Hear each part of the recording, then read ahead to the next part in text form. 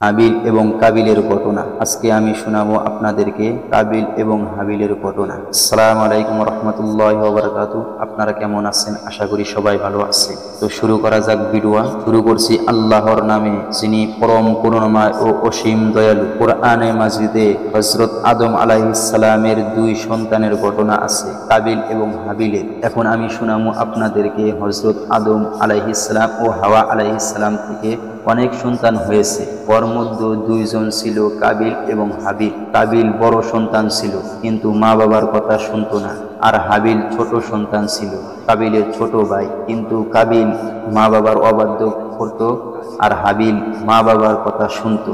আকলিমা একটা মেয়ে ছিল, কিন্তু কাবিল বিয়ে করতে চাইছিল।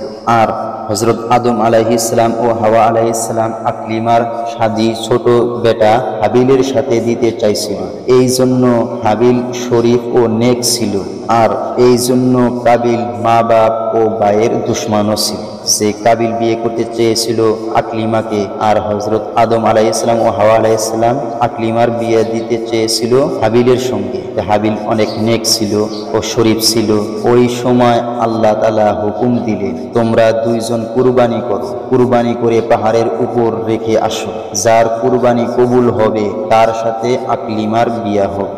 আল্লাহ তাআলা নেক বান্দাকে পছন্দ করে এবং মাদাদও করে। আসমান থেকে একটা আগুন আসলো আর হাবিলের কুরবানি নিয়ে গেল। হাবিলের কুরবানি কবুল হলো। তারপর কাবিল রাগিয়ে গেলেন। কাবিল হাবিলকে বললেন, আমি তোকে কতল করব। তখন হাবিল বলল, কাবিল, তুমি যদি আমাকে মাইরা ফেলাও তবু আমি তোমাকে কিছু বলবো না, আমি হাত উঠাবো না। কিন্তু কাবিল হাবিলকে কতল করে দিল।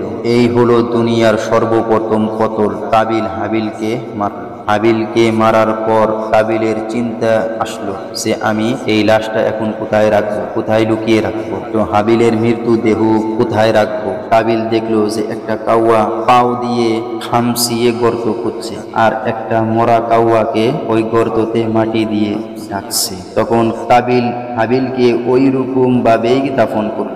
গর্ত খুঁজলো, গর্ত খুঁজে ওই গর্ততে দাফন করে কাবিল আর হাবিল এই দুইজনের লড়াই থেকে আমাদের সবক হাসিল করা দরকার, আমাদের সবক হাসিল করা উচিত। আমাদের রক্তর ভাই হোক বা মুসলমান ভাই হোক, যদি আমাদের উপর জুলুম করে তাহলে আমাদের সবর করা উচিত বা দরকার। আর এক মুসলমান আর এক মুসলমান ভাইকে কতল করলে তারও হাসর নাসর ওই কাবিলের সঙ্গেই হবে, আমাদের রক্তর ভাই হোক বা কিংবা মুসলমান ভাই হোক। এই জন্য কাবিল হাবিলকে কতল করেছে, তাই দুনিয়ার মানুষ কাবিলের উপর লানাত দেয়, আর কিয়ামত পর্যন্ত লানাত দিতেই থাকবে। আর আখিরাতেও আল্লাহ তাবারক তাআলা কাবিলকে শাস্তি দিবে ও সাজা দিবে, আর হাবিলকে কিয়ামত পর্যন্ত দুনিয়ার মানুষ তাকে দোয়া দিবে, আর কাবিলকে কিয়ামত পর্যন্ত বদদুয়া দিবে। তো আমরা আজকে এই হাবিল এবং কাবিলের ঘটনা থেকে কি জানলাম আর কি শিখলাম? আমরা মুসলমান হয়ে আর এক